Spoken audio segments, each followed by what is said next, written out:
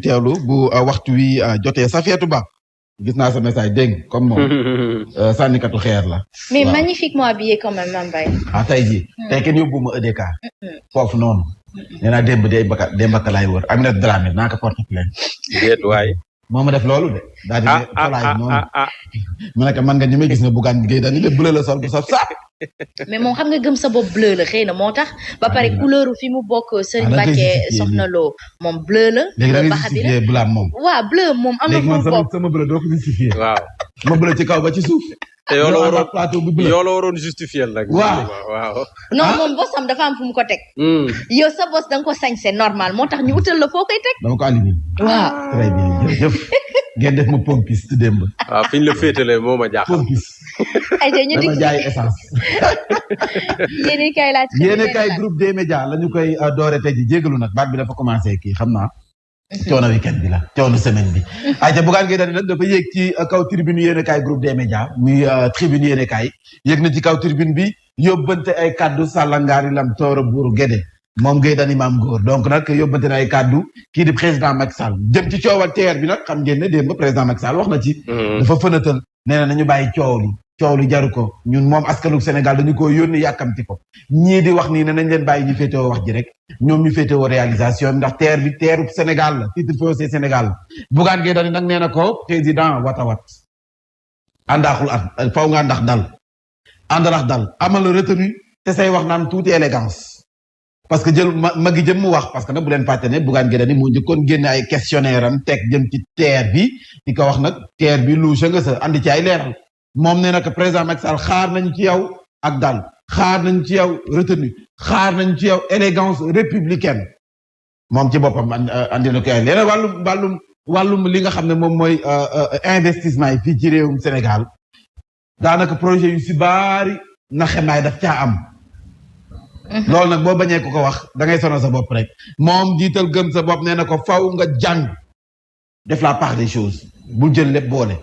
bu fekkee mënoo loolu it boo ñëwee man ma jàngal Bougane Gueye Dany nee na ko il doit apprendre à faire la part des choses si yéenekaay bi ñëw également ci université numérique ISEP bu Diamniadio professeur Moussa Baldé mu ngay saluer liggéey bi fi mu toll ni ndax mu nga ca chantier ba léegi l'incendie est suspendu à l'étincelle nous n'avons plus de choix loolu ay kàddu lay tukkee ci Boubacar Camara di wax tolluwaay réew mi tension sociale bi nga xam ne nemmeeku nañu ko fii ci réewum Sénégal moom dafa jàpp ne kon fii réew mi toll daanaka béy wéy na mbuus ba noppi doon nag dina jafe ngir ñu ci ak saafara def nañu autopsie Imam Tall ma nga xam ne moom la ñu fekk mu faatu si anam gu doy waar ñu bëri jàpp ne foofee ñu ko faatu peut-être dañ ko faat dañ gàntal ay fanam waaye nag l'autopsie n'a pas déterminé les causes du décès autopsie bi daanaka buñ ci sukkandikoo mënuñoo xam la nga xam ne moom moo sooke si anam nga mu faatu mu mudd foofu na nga ne lu ko faat déedéet da nga ñëw toog am noo def may laaj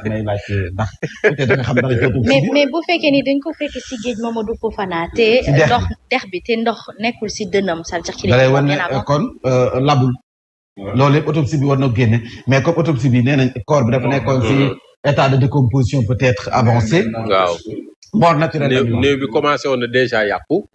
et puis dina toll foo xam ne xëy na li nga bëgg gis ci yaram bi doo ko mën. doo ko mën mais teewul enquête bi nag day wéy. enquête bi day wéy ñu xool. enquête bi day wéy parce que peut-être am na pour police jafandu wala am na ci ay pistes donc toutes les possibilités maintenant sont ouvertes. voilà enquête bi dafay wéy. kon enquête bi faw mooy parce que tamit. imam parce que ba léegi am na yu desee leer. waaw parce que borné nañ portable bi xam nañ fi ñu ko mujjee fi ñu mujjee borné portable bi bi ñu ko toppee trace yi mais également ñu ngi wax ne fi mu jëmoon ak fi mu jógee ak fi mu jëmoon matul 5 minutes mais kii naan gis naa ko mu jël taxi woo nañ ko mu ne maa ngi ñëw ba yenn heure portable bi fay loolu yëpp xam nga dafay andi yenn day andi xel bu ñaaw ndax si dañu ko faat wala faatuñu ko lu mu ci manti doon autopsie bi mort naturelle la andi loolu mën nañ ci sukkandiku denc nañu ko niki rek démb Vox Populi daat na ci voilà ci sa jullit yu Yoff l'observateur xam nga ne Bougane Gueye Dany dafa interpellé kii di Macky Sall di ko xamal ne kon élégance républicaine dañu ko soxla ci yow waaye itam wàllu teer deex coow li soxla nañ ci yow nga ndax retenu ndax booy weddi tuuma it faw nga ndax retenu l'observateur ne ko nag dollil Bougane Gueye Dany dollil parce que président Macky Sall mi faw ñu wax ne ko wàllum investissement yi nga xam ne mu ngi koy def rawatina ci këru diine yi mi ngi perte temps woon bu fekkee opération de charme la it daanaka ñam yi charme xooluñu ko ndax nag këru diine yi gis nañ président Macky Sall mi ngi gàddu ciment wam feeram suufam dem di leen tabaxal rek wax fa dëgg neex yàlla këru diine yi moom foo si dem am dalum fa réalisé ay résidence yu mucc ayib la ko def mu ngi leen di def mu ngi fay liggéey yu am solo mais daanaka élection saa bu jotee rek ñu wan ko ginnaaw l'observateur nekk li ngay tabax nii tabaxal sa bopp ci xolu askan wa moo gën ndax nag yaa ngi def ay investissement yu nga xam ne nii sans retour élection bu amee saa su ne bërëb yooyu kër diine yooyu lu ci bari dañ la fay dóor donc nag xoolaatal investissement yi ma lay fàttali ne yaa ngi def ay investissement yu nga xam ne nii daanaka nag jënde fukk jaayee juróom la pertement rek nga ciy am ñu daal di jàll ci bés le jour ak dossier bu am solo bu nga xam ne dañu ko def ci wàllu dem beex dëkk bi transport tueur la ñu ko tuddee ndax am na si njaganjaay yu nga xam ne du njaganjaay yi njëkk yi karate bi askan wi ñeneen ñi malaaka yi lañ leen doon oowee maanaam boo si duggee sa bakket mi ci xottu gerte ba léegi am na yu daw la cercueil ambulant waaw ñu def ci reportage car rapide njaganjaay yi nee nañ boo ci duggee daanaka nag da ngay côtoyer la mort daanaka boo ci duggee rek sa bakket mi ci xottu gerte à tout moment rek mën nga décédé faatu fa yàllaaw góor xuma ne 90% des njaganjaay à Dakar n'ont pas l'autorisation moo ko xam bopp dëgg la parce que xam nga muy car njaganjaay muy car rapide ni ñuy waxee taxi urbain ñoom it noonu nañu waree am licence urbaine pour mën di circuler à Dakar ak mais la plupart boo jëlee 10 njaganjaay 2 ñoo ci am loolu le reste yëpp amuñu ñu lay neex lañu oui loolu moom mooy indi c'est pas pour rien ngay gis ñu naan taxi bu nekk Thiès mënul ñëw di daw biir Dakar wala taxi boo xam te ne nii Dakar nañ ko reconnaître mu am licence urbaine mënul peut-être di def yenn yi donc loolu moo indi góor xuma lu mu wax li dëgg la njaganjaay yi ak car rapide yi waruñu woon daw Dakar normalement mais nag xam nga fii nii ak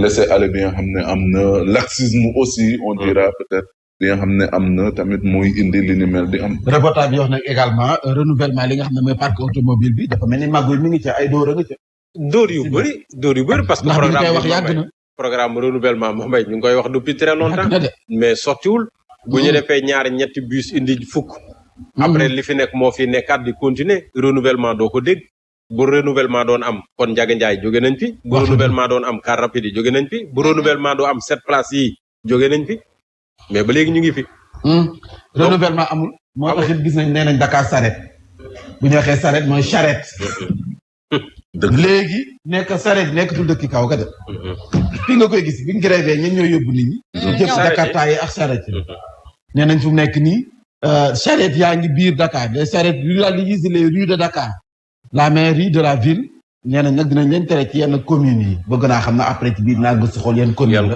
non nga xam na communes yi nga xam ne yëpp dañoo nekk jege centre ville donc mooy Dakar Plateau certainement oui Dakar Plateau ay vers les points E Plateau peut-être Médina Mermoz Dakar Sacré-Cœur Mermoz Biscuiterie peut-être bon un peu peut-être ay ñoom ñaari tali yooyu foofu c'est Biscuiterie non c'est ñaari tali oui foofu moom xaj na mën na nee nañ charrette moom wax dëgg mën na parce que comme day yàq ci gàttal ñu ngi biir Dakar ñu ngi ci biir Dakar kay charrette yaa ngi biir Dakar charrette yaa ngi peut-être doo leen mën a retrouver le cas de Dakar Plateau foofu amul ay charrette mais quand vous migrez un peu vers fi nga xam ne moom mooy côté bi ma la doon wax ñaari tali déjà on a là-bas ils vont avec le décor de la banlieue pratiquement banlieue ak charrette moom ñoo ànd voilà maintenant amuñu autorisation mën a ñëw ba en ville bu demee ba am nag c'est finalement charrette bu dem Dakar Plateau il faut leur reconnaître également leur utilité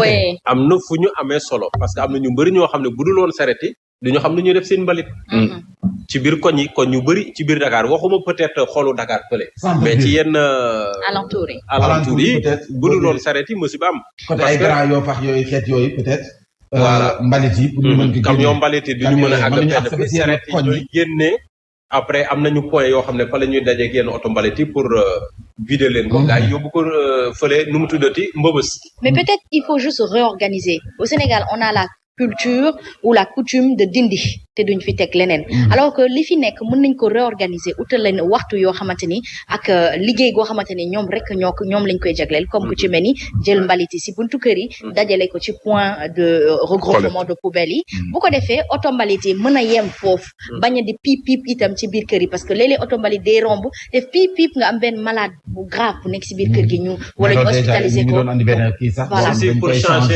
changer klaxon bi ni mu doon titre voilà pour xaw ko humaniser tuuti ci voilà li nga wax loolu waa UCG jëloon nañ ci initiative xaw ma nag fan lañ toll c'est justement donc il faut pas tout enlever lancé woon nañ ko sax officiellement ba dafay am benn foo xam ne ni peut-être fa la ñuy tuur seen point de collecte normalisé xam nga après waa UCG foofu la ñuy jaar jël mbalit mi mais malheureusement par exemple man côté fii Ouest Foire yu ci bëri am na koñ boo xam ne ni koñu xandaar la ñu koy wax dañuy gis ñi duñ am sax fuñ tuur seen mbalit c'est vrai que UCG nag heureusement daf fay jaar tout le temps di mën a parce que nag foofu ay dëkkuwaay loo xam ne ay locataire lañu te kër yi dafay xat mënoo denc sa mbalit ñaari fan sa néeg dafay xeeñ donc ñu bëri dañu am buñ génnee fi koy teg peut-être koñ ba xat na mënoo faa teg benn poubelle bu nga xam ne nii dinañ fa mën a di tuur mbalit moo tax da ngay obligé téye sa mbalit ba waa UCG rom heureusement nag ñu ngi fay faral di jaar di def liggéey bu am solo. ba pare ci maçon yi ñoom dañuy yóbbu ferraille bi ak li ni mel ils ont une certaine utilité.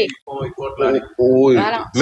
Mais s'arrêter c'est pas une première tentative parce que je me rappelle je pense du temps du Parti socialiste. Djibo Leïté Kane ndem si yàlla bi mu nekkee ministre de l'Intérieur jéemoon na ko. Mais après il a dû reculer parce que c'est vrai que les contextes n'étaient pas les mêmes. Il y avait un certain contexte électoral. ñu xalaat ne peut-être bu ñu defee forcing jële fi borom saret mën na indi un contre-coup politique après mu mujjee arrière voilà donc c'est pas une première mais bon au moins yenn commune ñett lañu xawma yan la peut-être li ñu njortu xëy na commune yooyu la ce ne serait pas mal Omar Chauvenet ne loo gis organisation ñëpp la ñuy fàtte yow maam moo fi wàcc feene AIBD mbooloo moo ko toog ba Dakar loo ko fi def maam ba pare topp di naan góor gi baal ñu dañoo juum góor gi teyuñu ko góor gi baal ñu góor gi teyuñu ko non maam am na bayre wóor na yàlla dafa am bayre maam mi am na bayre de non kenn du moom nee nañu nag de la petite semaine non dafa leer Abdoulaye Wade dafa xarañ ci xam-xam ci njàng ci trajectoire ak ci discours très bien mais ci wàllum politique aussi mu wane ci mën amu ci morom donc l'info yéen a kaay neen Ousmane Sonko il continue toujours d'exister bu doon ñeneen la fàtt nañ ne Ousmane Sonko mi ngi ci front yu bari ubbi na front yu bari procès bu diffamation ak Mame Mbaye Niang ñu ne deetawaay affaire Adji Sarr ñu ne deetawaay combat bi nga xam ne daf koy mën a ngir candidature am doon dëgg ci présidentielle 2024 xam ngeen ne loolee ba si benn nit si benn bopp l'info yéen a kaay nee na fu mu nekk ni wax fa dëgg neex yàlla Sonko front yi bari na nag front yu mu ubbi bari na lool ndax dana mën a xeex bi yëpp waaye am na ñu ko jàppale ci xeex bi muy waa Pastef ñoom déjà li ñu bëgg moo di na nguur gi fixé datu li nga xam ne moom mooy présidentielle 2024 yéen kaay bi daal dina siy dikk enquête ni kon front yi bari na waaye nag Sonko tey day tàng suba mu sedd hard ak soft moom la ñu ne mekk ci moom day matt di ëf loolu la wolof di firi matt ëf day matt di ëf nee nañ fi mu nekk ci tànk yooyu lay dox day yëngal ba nga foog ne foofu la mu jékki-jékki woote mbasa na wàcc waa jënd glace parfois nag mu daal di tàngal nee na loolooy dox li nu Ousmane Sonko fii mu nekk nii Vox Populi daal di ñëw ci réforme bi nga xam ne peut-être moom lañ doon xaar ci système éducatif bi Mamadou Fofana nee na mbir yi nekkatu rek tootoo tàpp tootoo tàpp taataar kese nee nañ loolu moo fi war a jeex il faut une profondeur te ñu war a jàng leneen en tout cas 10 ans après le paquet ñu ngi xaar nag ministre de l'éducation xaritu Fofana non mais lii moom man je suis totalement en phase avec lui système éducatif sénégalais sax waaye dafa xewi du kii de daa xewi njàngum Sénégal moo xewi munoo jàngal ay ndongo yoo xam ne yow maître bi la nga leen jàngal mais ñoo la ko gën a xam avec justement le développement programme ba xam nga loolu aussi tamit problème la beneen bi moo di ne tamit munuñu njàngum Sénégal nit ki di jàng toog ci banc 13 ans 14 ans 15 ans pour après nekk chômeur non mais spécialisé wu sax mooy ñi nga xam te ne nii peut-être après am nañ chance dem peut-être ils sont à la limite nuñ leen wooye ils sont excellents et tout moo tax ñu dem mais ñu ci bëri laa la wax dañuy génn pour nekk chômage loolu nag mënul ko kon ne. et puis cette même saignée là il faudrait que ñu jël ci matukaay mu di ne élèves yi ñuy teel a jàngal leen lu yem li am njëriñ li ci des téléphone portable dina ko mottali mais ñu am débouché après parce que la fin également moo di ne ñoom bu ñu paree jàng au moins ñu mën a am ci lu ñu jàpp. mais même au-delà xale dañu koy tàggat si dara. boo xoolee système éducatif du Sénégal je parle toujours de la primaire d'une primaire à la secondaire et à l'universitaire boo seetloo xale yi dañoo dellu ginnaaw et ce système éducatif finit par abrutir nos enfants parce que dañu leen di limiter léeg-léeg nga gis xale boo xamante ni dafa nekk CM2 mu xarañ si informatique il faut que suñu système éducatif bi teel a orienté gune googu noonu ci wàllum xam-xam boobu noonu donte dafay continuer de poursuivre son cursus élémentaire secondaire etc. donc ça il faut le prendre en compte il faut aussi que dans le contenu éducatif Mame Mbaye Ndiaye il faut que ñu fàttali ñu suñu ay jàmbaar il faut qu'on nous serve une histoire qui nous parle moi quand je prends l'exemple de mon fils qui me dit je suis bien en maths et toutes les autres matières mais HG j'ai un problème je dis c'est quoi HG il me dit histoire géo je dis pourquoi tu as un problème il me dit je dis tu ne révises pas il me dit si mais l'histoire ne me parle pas vous comprenez quand il dit l'histoire ne me parle pas tey sama bu la woowoon si keppar nettali la Lat Joor Ngoone Latiir Jóob da ngay fier et tu as envie de capter cette histoire pour nga mën see bàkku say kanamu morom wala nga mën see bàkku ci biir waxtaan donc il faut que ils emmènent nos enfants à cet intérêt de leur patrie dans notre système éducatif. C'est vrai pourtant nag di nga am littérature africaine am littérature française seulement gars yi dañuy gën a def focus ci littérature française Molière lañ la fi andil fii ay c'est ça yooyu lañ fi andil ay Assis Bruyère Molière ay Boileau xeet yooyu lañu fi andil ay Stendhal xam nga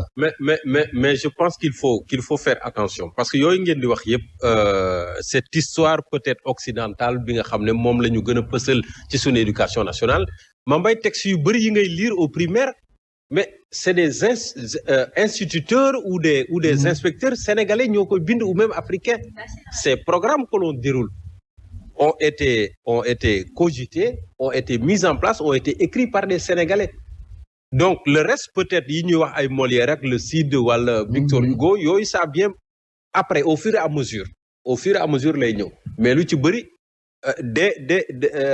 déjà que contexte bi ñu toll ak souvent période bi ñu toll sur une certaine période ci la ñu indi ay réformes on a posé la question en cours de semaine je pense que c'était mercredi ou jeudi à un responsable du ministère de l'Éducation nationale mais il te dit que changer programme scolaire du lu yomb c'est tout un processus ça demande d'abord un contexte et puis tout un processus des gens qui réfléchissent parce que manuel yi da nga koy bind le curriculum bi nga soxla tam da nga koy bind mettre ko en œuvre former les enseignants à ça pédagogie bi mu soxla également nga adopté ko les manuels les ouvrages qu'il faut le matériel didactique qui va avec nga composé ko l'informatique aujourd'hui avec les téléphones portables ou le numérique de manière générale mais xool leen ci réew yi nga xam ne ñoo gën a progresser Sénégal teewul ba léegi ils ont l'enseignement classique donc l'aspect numérique peut-être bien après parce que même ñaari formation yi sax mën nañ ko établir à l'école on apprend des connaissances disons universelles comme ni ñu koy gisee au Sénégal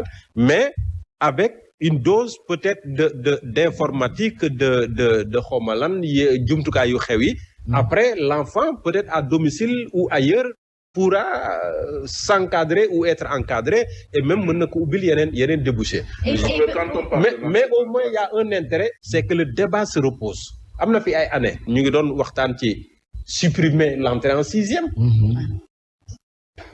mais après dañoo wax rek bàyyi non mais vous voyez des mais au moins le débat est intéressant parce que c'est une question cruciale c'est ça les systèmes éducatifs tels que le programme français day mottali li ni mel la base il faut la laisser intacte certes mais da nga koy mottali il faut être astucieux par exemple da ngay gis ñu ne la école cours musical c'est pour découvrir le talent de chaque enfant pour cours de dessin cours de peinture loolu ñoom mën nañ ko mottali ak des narrateurs culturels dans les écoles moi je me rappelle quand je faisais l'entrée en sixième je l'ai fait à Bango on avait un narrateur culturel qui venait qui nous racontait et c'était un conte.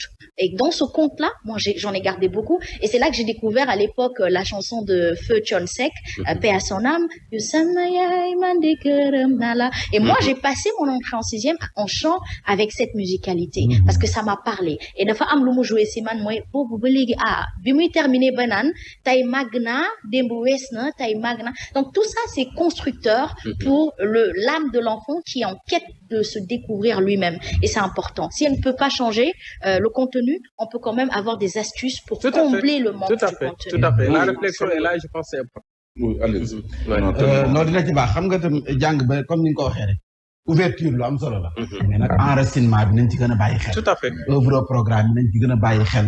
comme ni ko. mais qui n'a pas lu Camara Laye. Camara Laye, l'enfant noir. Qui n'a pas lu Khomalan ambigu. Une si longue lettre. Une si longue lettre. Tout ça, c'est africain, c'est ça. On les a lus au primaire, on les a étudiés au primaire. Le reste, les Molières et autres, peut-être beaucoup à mon au primaire, c'était juste poésie. Pas poésie. Ben récitation là, la jox. Nga dem jàng ko, parcuriser ko, ñëw ñu defal le 10 sur 10. Mais quand tu progresses au secondaire et peut-être plus loin, tu ngay commencer étudier yooyu, œuvre yooyu au programme. Parce que ça fait partie aujourd'hui de ce que l'on appelle dans le monde les connaissances universelles. Non, mais littérature ça te africaine permet d'avoir une certaine culture. Mais peut-être lay tabax réew mi ñun foofu la ñu waxee. Oui, li nga xam ne moom la sunu élèves yi soxla tey jii pour ëllëg bu ñu fi nekkee ñu mën a téye réew mi tabax ko looloo manqué. Voilà. Idi Thiaw depuis France mu ngi suivre ne Asma nekk te day woy. Elle a une très belle voix. J'ai fait la chorale. Merci beaucoup. J'ai fait la chorale. Asma nekk te day woy de.